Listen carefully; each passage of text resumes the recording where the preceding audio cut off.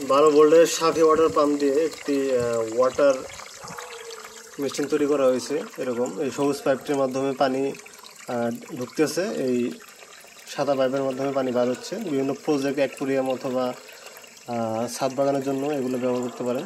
পানির ফ্লো দেখতে পাচ্ছেন অনেক ভালো, মোটামুটি। তো মোটামুটি 10 ফুট উপরে পানি তুলতে পারবেন, বা 5 ফুট পর্যন্ত পানির ফ্লো মোটামুটি বেশি পাবেন। যত উপরে তুলবেন পানির ফ্লো একটু কমবে।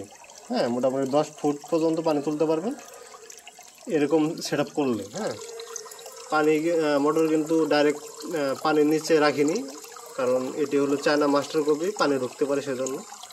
দেখতে পাচ্ছেন পানির ফ্লো কীরকম। মোটামুটি পাইপ চেপে ধরলে পানির ফ্লো আরও বেড়ে যাবে। মানে যত চিকন পাইপ ব্যবহার করবেন তত পানির ফ্লোটা, মানে পানির স্পিডটা বেশি পাবেন এরকম। এটি যে পাইপ ব্যবহার করতেছে এটি হলো মনে হয় 6 থেকে 7 মিলিমিটারের পাইপ। আরও চিকন পাইপ ব্যবহার করলে আরও পানির ফ্লো বেশি পাবেন এরকম। যাদের লাগবে তারা হোয়াটসঅ্যাপ করতে পারেন। ধন্যবাদ।